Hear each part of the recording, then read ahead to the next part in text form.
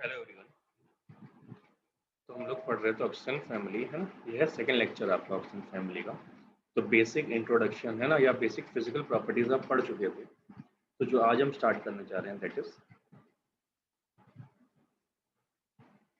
Chemical properties, right.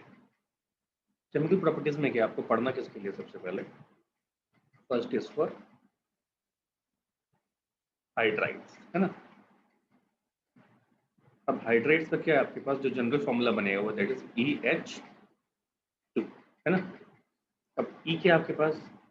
ई oxygen family के metals है और ये हाइड्रोजन इज हाइड्राइड, ठीक है। तो आपके पास क्या होता है हाइब्रिडाइजेशन इसका? द हाइब्रिडाइजेशन विल बी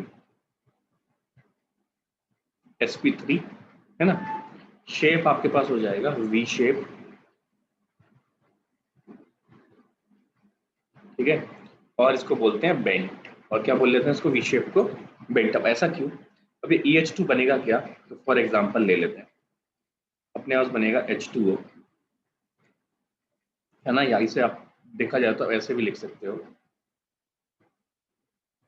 इसको हम ऐसे करके इसको थोड़ा सा ऐसे कर लेते हैं कि सर अपने पास ये क्या है? H2E है अपने पास, है ना। H2O क्लियर है। अपने पास बन जाएगा H2S, है ना। ऑक्सीजन, सल्फर, सेलेनियम, है ना, या और टेलुरियम, ठीक है। अभी आपके पास कुछ एग्जांपल के लिए बन गया। अब ऐसा क्या? अब आपको पता है कि ऑक्सीजन के पास कितने इलेक्ट्रॉन होते हैं यार? लिख लेते हैं। एक ऑक्सीजन है मान लो, है ना। ऑक्सीजन फैमिली का कोई भी है। आउटरमोस्ट शेल में कितने इलेक्ट्रॉन है? 1 2 3 4 5 और 6 इलेक्ट्रॉन होते हैं, है ना। अब 6 इलेक्ट्रॉन में क्या किया है इसने? अब देखो, इसके साथ एक बॉन्ड बनाया है, यहाँ एक बॉन्ड बनाया इस इलेक्ट्रॉन को यूज करके, ठीक है। अगर इस इलेक्ट्रॉन को यूज करके आपके पास बॉन्ड बना लिया तो यहाँ क्या बन गया? H और H। तो क्या बचा? लोन पेयर बच गया, ये एक लोन पेयर और ये एक लोन पेयर, है ना। तो आपके पास लोन पेयर कितने हैं? 2 लोन पेयर। बॉन्ड पेयर कितने हैं? 2 बॉन्ड पेयर। तो बॉन्ड ऑर्डर कितना हो गया? 4।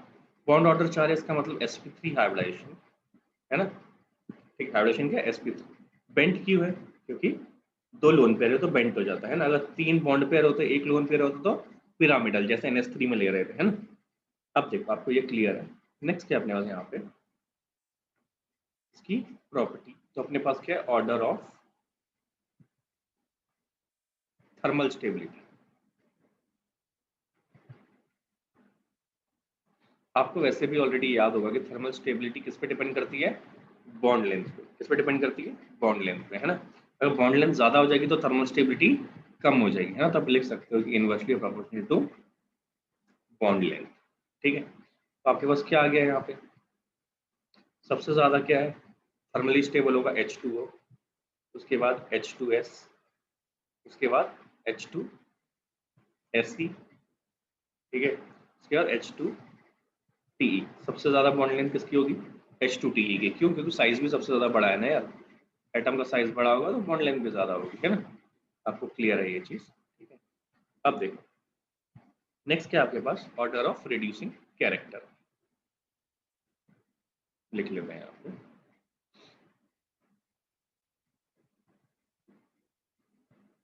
ऑर्डर ऑफ रिड्यूसिंग कैरेक्टर, ठीक है।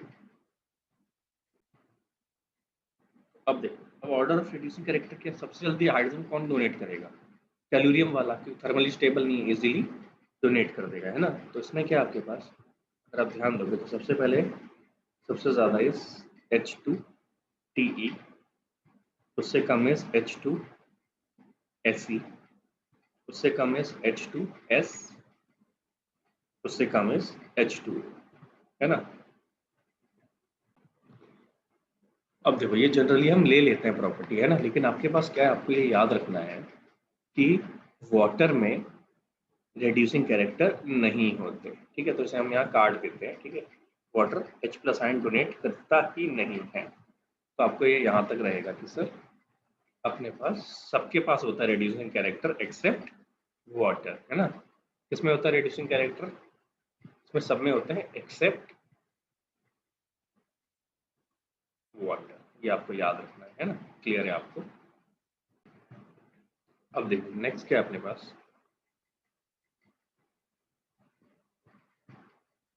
Acidic character.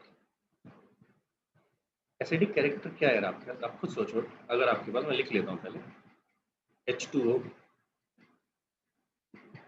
H2S, H2Se and H2Te। Size इसका बड़ा, ये सबसे जल्दी H+ डोनेट कर देगा। तो ऑब्वियसली क्या है यार, सबसे ज्यादा इसका, फिर इसका, फिर इसका, क्योंकि बॉन्ड एंथैल्पी क्या है इसकी, कम है, तो इजीली H+ को डोनेट करके हाइड्रोजन डोनेट कर देगा, ठीक है। और बॉन्ड लेंथ भी ज्यादा है ना। तो आप लिख सकते हो रीजन इसका, due to decrease in bond enthalpy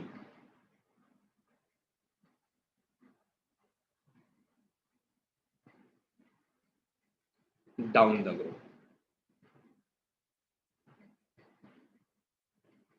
है ना। सिंपल सी चीज है कि डाउन द ग्रुप क्या हो जाता है, बॉन्ड एंथैल्पी कम हो जाएगी, ठीक है।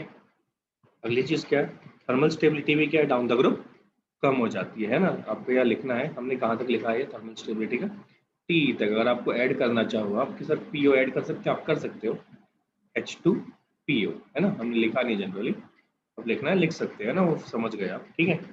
अब क्या आपके पास नेक्स्ट है, आपके पास यहाँ पे बॉन्ड एंगल।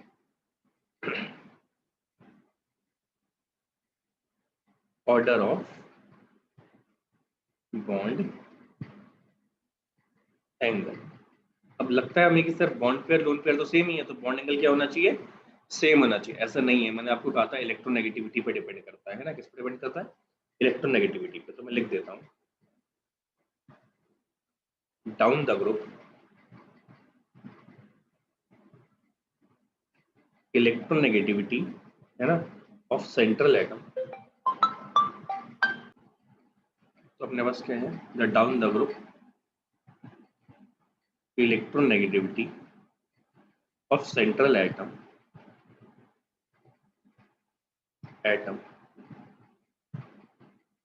डिक्रीज, है ना, विथ, है ना,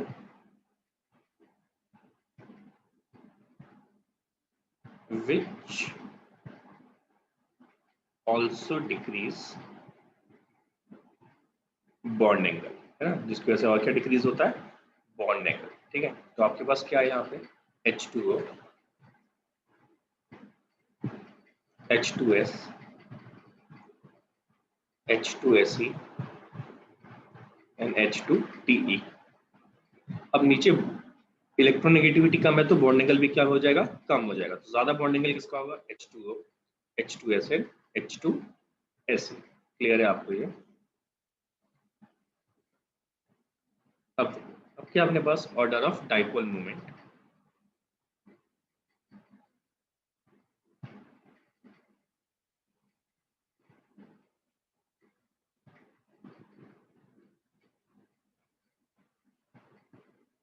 डाइपोल मूवमेंट में क्या है, लिख लेते हैं,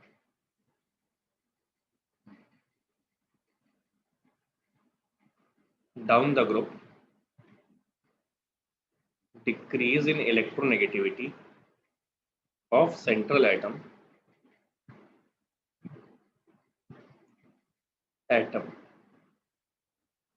अगर ये होगा तो dipole movement is also decrease. Dipole movement का सिंबल क्या है, म्यू, है ना, विल ऑल्सो डिक्रीज। तो आप लिख सकते हैं यहाँ पे अपने पास क्या है, H2O, H2S, H2Se,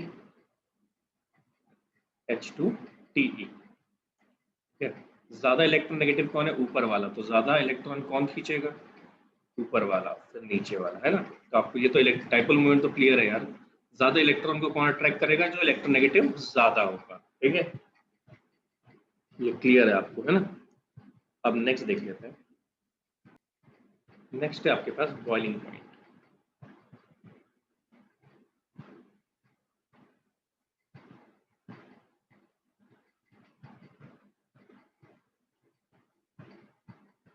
अब बॉइलिंग पॉइंट क्या है आपके पास? H2S, H2S, H2Se, H2Te and H2O। अब आपके पास क्या होता है यार, वन टू फोर्स ज्यादा होगा या मॉलिक्यूलर वेट ज्यादा होगा तो बॉइलिंग पॉइंट ज्यादा हो जाएगा। लेकिन इसमें क्या है, ठीक है ज्यादा होता है, लेकिन इन यहाँ से H2O जंप करके यहाँ आ जाता है ना। यहाँ पे H2O कहाँ से कहाँ आ जाता है, यहाँ से आ जाता है, ठीक है। अगर मॉलिक्यूलर वेट बढ़ रहा है तो ऑब्वियसली बॉइलिंग पॉइंट भी बढ़ेगा, बट H2O का सबसे ज्यादा होता है टेलुरियम से भी। क्यों ज्यादा होता है, तो आप लिख सकते हो ड्यू टू हाइड्रोजन बॉन्डिंग, है ना। अब इनमें क्या होता है यार, मॉलिक्यूलर वेट ज्यादा है, किसकी वजह से? इसमें आ जाता है कंडीशन वन डर वाल फोर्स। कौन सा फोर्स आ जाता है? वन डर वाल फोर्स ऑफ अट्रैक्शन, उसकी वजह से। लेकिन इसमें क्या है, हाइड्रोजन बॉन्डिंग, हाइड्रोजन बॉन्डिंग में ज्यादा अट्रैक्शन होता है इन कंपेयर टू वन डर वाल फोर्स, है ना। तो आप यहाँ लिखना चाहो तो ये चीज लिख सकते हो कि सर अगर मॉलिक्यूलर वेट बढ़ेगा तो वन डर वाल फोर्स बढ़ेगा। अगर वन डर वाल फोर्स बढ़ेगा तो बॉइलिंग पॉइंट बढ़ेगा। बट यहाँ एक्सेप्शन क्या आ सकता है, सिर्फ हाइड्रोजन बॉन्डिंग, हम पहले भी देख चुके हैं, ठीक है। अब मान लो आपसे एक क्वेश्चन पूछा गया, which hydride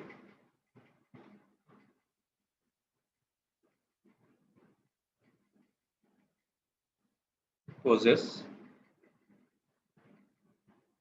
maximum vapour pressure. सबसे ज्यादा वेपर प्रेशर किस में होता है ना। तो आपको याद रखना sir, vapour pressure is inversely proportional to boiling point. जो जल्दी बॉइल हो जाएगा, जो जल्दी बॉइल हो जाएगा उसका वेपर प्रेशर ज्यादा होगा, जो लेट बॉइल होगा उसका वेपर प्रेशर कम होगा। ये तो ऑब्वियस है कि vapour pressure is inversely proportional to boiling point, है ना। तो ये आपको याद रख सकते, याद क्या, कॉमन सेंस है ना। अब देखो तो आपके पास क्या हो जाएगा, सबसे ज्यादा बॉइलिंग पॉइंट किसका है, सबसे कम बॉइलिंग पॉइंट सॉरी, है ना। सबसे कम बॉइलिंग पॉइंट किसका है, तो आपने बोला सर H2S का है, तो सबसे ज्यादा वेपर प्रेशर किसका होगा, H2S। किसका होगा, H2S का, है ना। ये क्लियर है आपको यहाँ पर, ठीक है। देखो अपना क्या हो गया, हैलाइड्स हो गया। अब अपने पास अगला है हाइड्राइड्स हो गया, अपने पास अगला है हैलाइड्स।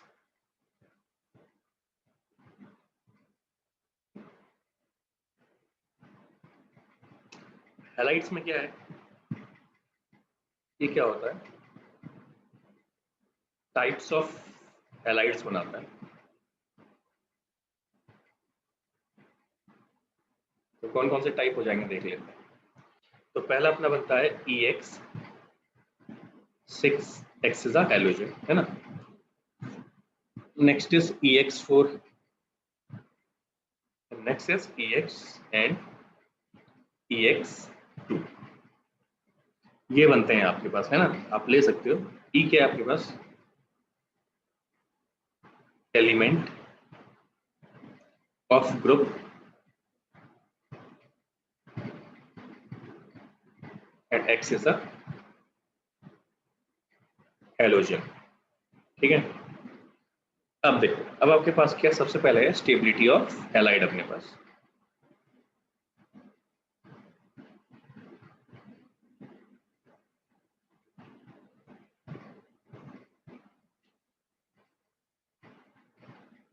स्टेबिलिटी ऑफ हैलाइड,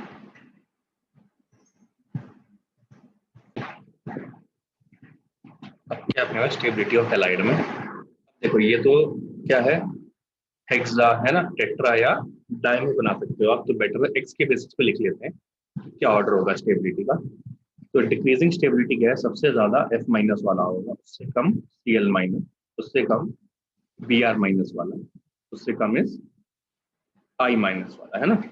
ये क्लियर है अपने को, ठीक है। अब अपने के पास क्या है,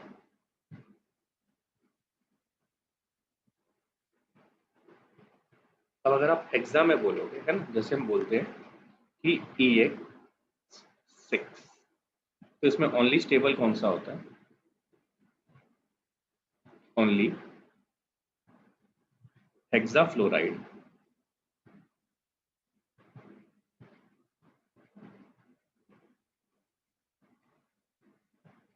rides are stable.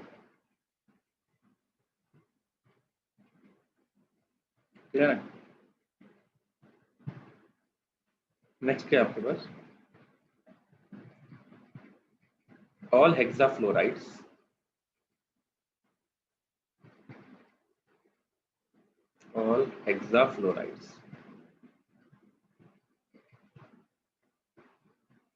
are gaseous in nature. ठीक है, नेक्स्ट क्या है अपने पास?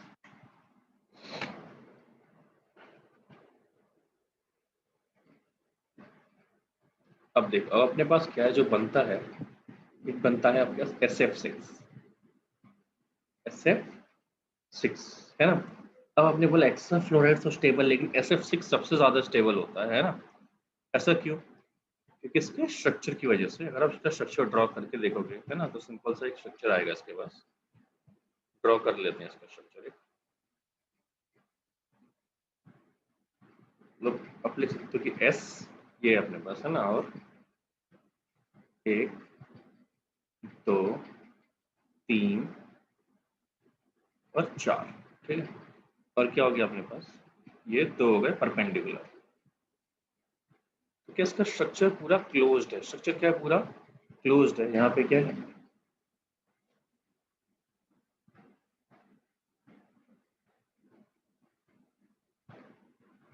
तो अपने पास क्या हो गया यहाँ पे? F F F F और F एंड F, ठीक है।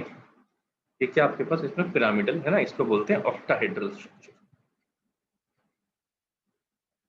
क्या स्टेरिक हिंड्रेंस की वजह से क्या रहेगा? ये काफी ज्यादा स्टेबल हो जाता है ना। स्टेरिक हिंड्रेंस की वजह से क्या हो जाता है? काफी ज्यादा स्टेबल हो जाता है, ठीक है।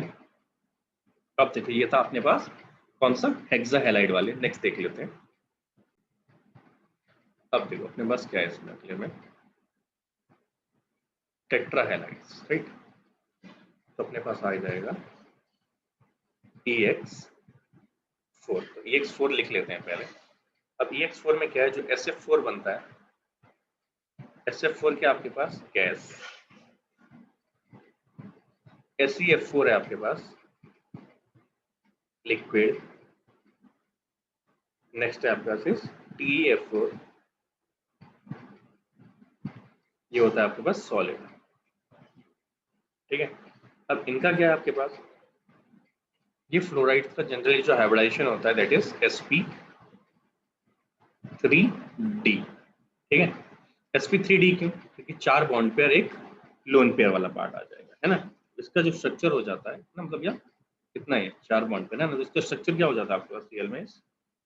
Trigonal bipyramidal. क्या बोल देते हैं? Trigonal bipyramidal.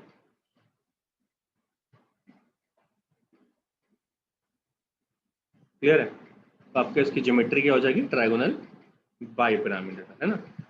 ये क्या है? ज्योमेट्री।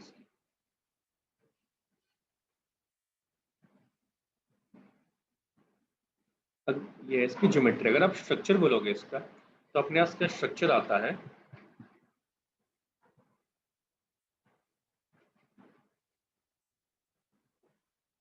स्ट्रक्चर है सीसॉ। स्ट्रक्चर क्या बनता है इसका? सीसॉ। अब कैसे? अब देखो हम लोगों ने क्या बोला पहले, मैं ले लेता हूँ एग्जांपल। मान लो SF4 है, सल्फर है ना। जब 5 बॉन्ड होते हैं, तो मैंने आपको पहले भी बताया था बॉन्डिंग में कि कैसे ड्रॉ करना। पहले ये ट्राइगोनल, एक ट्राइंगल वाला बना लो। ये ट्राइंगल बना लिया आपने, है ना। अब इस पर एक परपेंडिकुलर बना लो, ठीक है। ये बॉन्ड ऑर्डर 5 हो गया, 5 हो गया बॉन्ड ऑर्डर। अब क्या है आपके पास यार? ये वाले क्या है? Bond pair, fluorine fluorine fluorine and fluorine. और ये एक क्या हो गया यार? Lone pair. ये क्या हो गया? Lone pair. तो ये क्या होता है? सीसॉ। ये ऐसे और ये ऐसे, है ना। ये इसके परपेंडिकुलर टाइप का मान लो, तो ये कौन सा स्ट्रक्चर बन जाता है? सीसॉ। लेकिन ये ज्योमेट्री किसकी है? ज्योमेट्री है ट्रायगोनल बाइपिरामिडल, है ना? सबको क्लियर है ये, ठीक है। अब नेक्स्ट देख लेते हैं हम लोग डाई वाले। ये हो गया आपका टेट्रा वाला, ठीक है।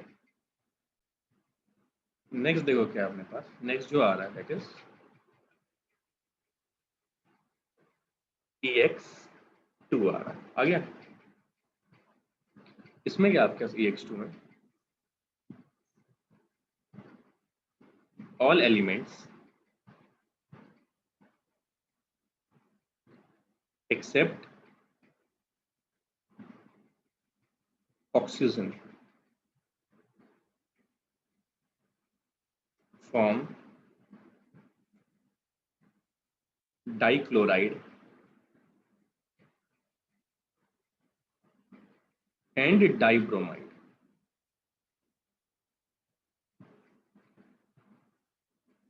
अब ये पहले ही देख चुके, ऑक्सीजन क्या बनाता है? फ्लोराइड्स बनाता है ना, OF2 या O2F2, ये हम पहले भी देख चुके, ठीक है। तो इनका क्या होता है? हाइब्रिडाइजेशन होता है जो जनरली, वो होता है sp3, ठीक है। हाइब्रिडेशन क्या हो गया आपका? sp3, है ना। तो sp3 है तो दो लोन पेयर दो बॉन्ड पेयर, है ना। तो स्ट्रक्चर जनरली क्या हो जाएगा यार? बेंट में आ जाएगा। क्या आ जाएगा? बेंट में। ज्योमेट्री क्या होगी? टेट्राहेड्रल की हो जाएगी, है ना। अब आपके पास क्या है? अब जो ये बनाते हैं जनरली, ये बोला भी जाता है कि इसमें कुछ मोनोहेलाइड्स भी बनाते हैं। मोनोहेलाइड्स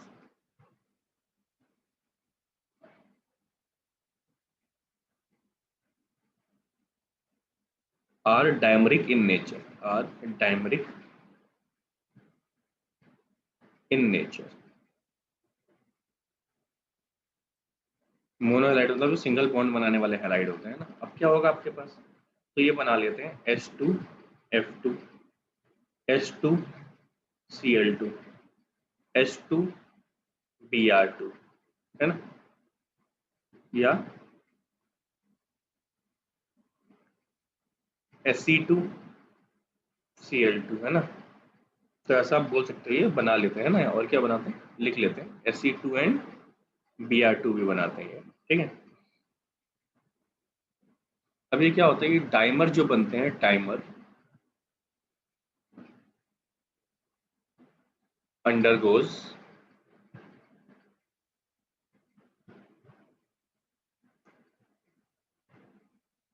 डिसप्रोपोर्शनेशन, डिसप्रोपोर्शनेशन।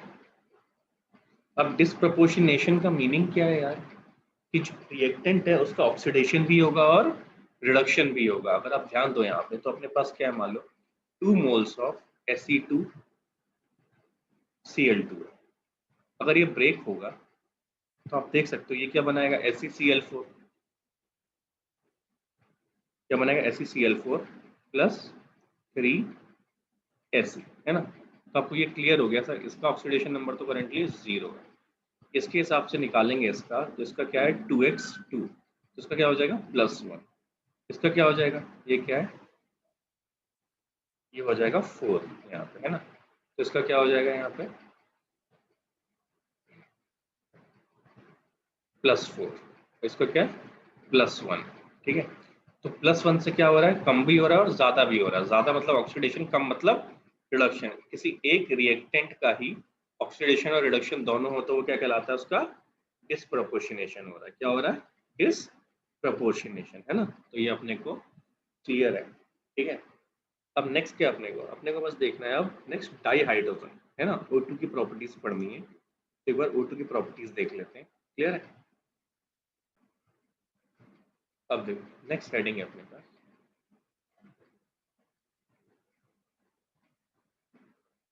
डाई ऑक्सीजन, है ना। डाई ऑक्सीजन क्या है? डाई ऑक्सीजन का बेसिक मीन आपको भी पता है कि O2 की बात कर रहे हैं, है ना, ठीक है। O2 में क्या है आपके पास?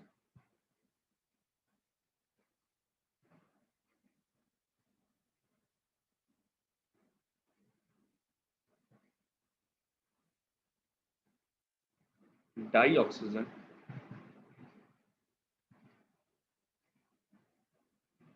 obtained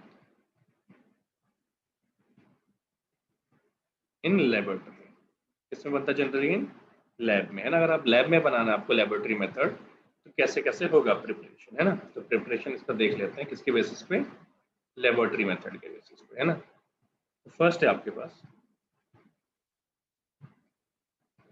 bye heating oxygen containing salt, oxygen containing salt, है ना। अब ये क्या, such as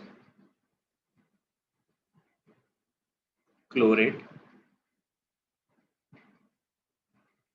nitrate and permanganate.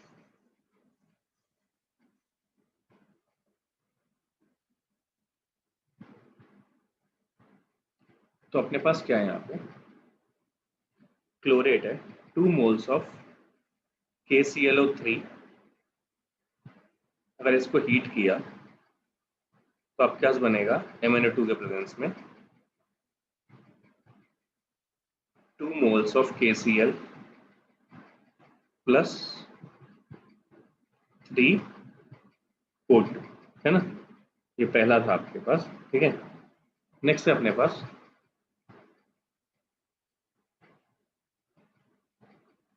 Second is thermal decomposition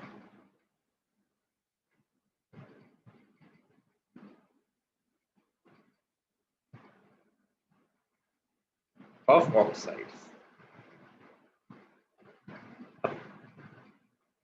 of metal.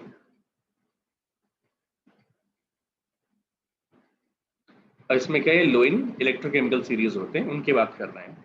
तब क्या है 2Ag2O, सॉलिड को अगर आप हीट करोगे तो आपके पास बनेगा 4Ag प्लस O2, है ना।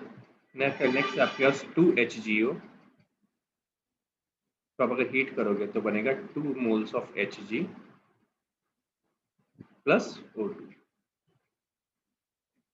नेक्स्ट है आपके पास 2 मोल्स ऑफ Pb3O4, तो अगर आप हीट करोगे तो आपके पास बनेगा 6 PbO प्लस O2। ये आपको उतना याद नहीं करना क्योंकि इंपॉर्टेंट नहीं है ये, है ना। PbO2, तो आपको ये देगा 2 moles of PbO plus O2। बस ये सिंपली आपको मेथड बताए जा रहे हैं ना, कैसे बनता है। नेक्स्ट पेज देख लेते हैं। अब देखो नेक्स्ट क्या है अपने पास, हाइड्रोजन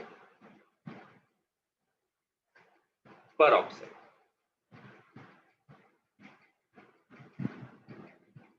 अगर आप H2O2 से बनाओगे, H2O2 एक्वस, ये आपको देगा 2 moles of H2O plus O2 gas, ठीक है। अब ये क्या है, इसे बोलता है कि कैटलाइज कराया जाता है ना, तो आपको उतना दिक्कत नहीं है ना। अब देखो अगर आपको लार्ज स्केल पे बनाना हो तो on large scale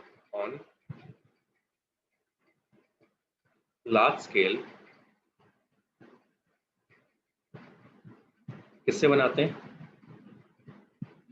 from water और एयर। अगर आपको ऑक्सीजन चाहिए लार्ज स्केल पे, ठीक है, किसके बेसिस पे, इलेक्ट्रोलिसिस से, है ना, बाय इलेक्ट्रोलिसिस।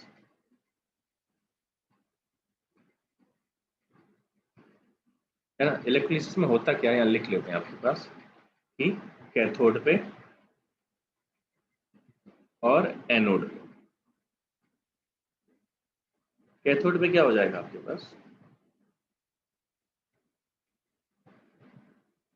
यहाँ पे H2 कलेक्ट हो जाएगा और O2 किस पे कलेक्ट हो जाएगा, एनोड, है ना। इलेक्ट्रोलिसिस में सिंपल है, ठीक है।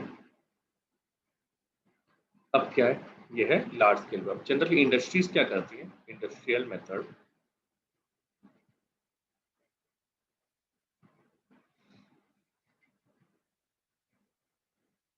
इंडस्ट्री जनरली एयर से बनाती है। एयर से कैसे यार, O2 is obtained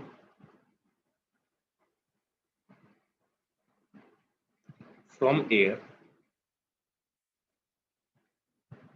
by removing, सबसे पहले क्या करते हैं, CO2 निकाल देते हैं, by removing carbon dioxide and water vapour. Water के जो वेपर्स होते हैं उसको अलग कर देते हैं, है ना। रिमेनिंग को क्या करते हैं, remaining gas is liquefied and fractionally distilled। Next क्या, fractionally distilled। फ्रैक्शन डिस्टिलेशन मतलब क्या होता है, टेम्परेचर के बेस पे धीरे धीरे उनको अलग कर लेते हैं ना। फ्रैक्शन डिस्टिलेशन क्यों कर रहे हैं, क्योंकि ये क्या होता है जनरली जो हमारे पास यहाँ निकलता है एंड टू एंड O2 निकलता है। फ्रैक्शन डिस्टिलेशन से क्या निकलता है, एंड टू एंड O2 निकलता है ना। सबको क्लियर है ये, ठीक है। नेक्स्ट देख लेते हैं इसकी प्रॉपर्टीज। देखो अपने पास क्या है, प्रॉपर्टीज। प्रॉपर्टीज में क्या है, O2 क्या है, waterless and colourless.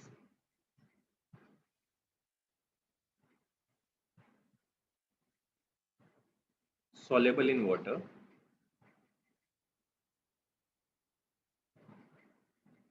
Obviously oxygen क्या होता है, वाटर में soluble होता है ना। लेकिन कितना soluble होता है, तो आप बोल सकते हो कि sir it is 3.08 centimetre cube in 100 centimetre cube water, ठीक है। इतना O2 इन इतना वाटर soluble होता है, क्लियर है। नेक्स्ट क्या आपके पास, अब ये भी कितना कितना की एक्वेटिक लाइफ को भी इफेक्ट ना पड़े, क्लियर है। नेक्स्ट इज इट लिक्विफाई, मतलब क्या है, O2 क्या गैस है, गैस से अगर लिक्विड में कन्वर्ट करना है आपको तो एट 90 केल्विन, है ना। एंड फ्रीज एट, अगर आपको फ्रीज करना है, फ्रीज एट 55 केल्विन पे आप फ्रीज कर सकते हैं, है ना। अब इसके क्या है, next is isotopes.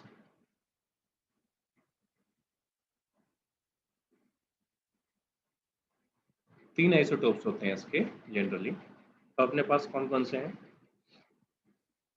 16, O8, 17, O8, उसके बाद इज 18, O8, है ना। ये तीन आइसोटोप्स है किसके, ऑक्सीजन के, है ना। अब क्या आपके पास, अब आपको अगर याद हो तो हमने बॉन्डिंग में क्या किया था, इसकी वो देखा था मैग्नेटिक प्रॉपर्टी। तो आप यहाँ लिख सकते हो कि sir O2 is para magnetic. इसका मैंने शॉर्टकट भी बताया था आपको कि ऑड इलेक्ट्रॉन वाले क्या होते हैं, पैरा, और इवन इलेक्ट्रॉन वाले क्या होते हैं, डाया। लेकिन 16 वाला क्या है, एक्सेप्शन है, वो पैरा होता है। 10 और 16 वाले एक्सेप्शन होते हैं, है ना। ये आपको याद होना चाहिए, ठीक है। अब देखो नेक्स्ट क्या आपके पास, इसके कुछ रिएक्शंस है अपने पास, है ना। इसके साथ इस कि कुछ नोबल गैस के साथ रिएक्ट करता है ना। तो वो चीजें लिख लेते हैं यहाँ पे, लिख सकते हैं आप यहाँ पे, reacts with all metal and non metals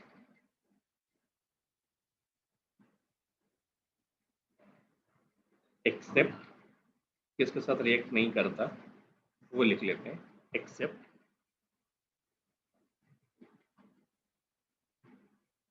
gold या प्लेटिनम वालों से, है ना, and some noble gases.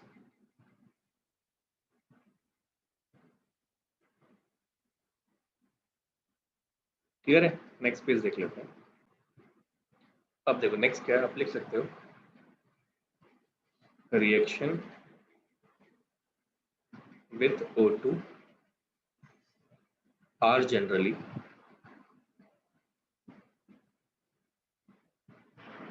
exothermic, है ना। अब क्या है, आपको O2 आपका इजीली टूटता नहीं है, तो O2 है हाई बॉन्ड एंथैल्पी या बॉन्ड डिसोसिएशन एनर्जी बोल सकते हो आप, बॉन्ड एंथैल्पी, ठीक है। अब देखो अगर आपको कुछ रिएक्शंस वगैरह देखने हैं आपके, तो रिएक्शन आप देख सकते हो, रिएक्शन आपको पता भी हो उतना जरूरत है नहीं, एग्जांपल के लिए लिख देते हो आप, इसके साथ Ca+O2, तो इसको आपने बैलेंस कर दिया, ये क्या बन गया Ca, बैलेंस इंटरचेंज के बेसिस पे कर सकते हो, है ना, ZnS प्लस 3O2, ठीक है, ट्वाइस, तो आपका क्या बन जाएगा, ये second of ZnO plus twice of SO2, है ना। अब देखो, अब इसमें क्या है, मेनली जो रिएक्शन है वो ये वाले हैं, कैटालिटिक ऑक्सीडेशन, जो जनरली यूज करते हैं हम लोग, है ना, जैसे 2SO2 plus O2 in the presence of vanadium pentoxide, ये क्या बनाता है SO3, ये हम यूज करते हैं H2SO4 के मैन्युफैक्चर में, है ना, H2SO4 बनाने में यूज करते हैं। नेक्स्ट आपके पास क्या है, 4 of HCl plus O2 in the presence of copper chloride Cu2Cl2, है ना, सॉरी CuCl2, तो आपको ये दे देगा 2 moles of Cl2 plus 2H2, है ना, आपको डायरेक्ट क्लोरीन गैस बना लिया आपने यहाँ पे, है ना। ये था आपका बेसिक, ठीक है। बाकी हम नेक्स्ट क्लास में कंटिन्यू करते हैं ना, अगला अपने पास सिंपल ऑक्साइड्स, ठीक है, तो नेक्स्ट क्लास में पढ़ेंगे, है ना। थैंक यू यहीं तक।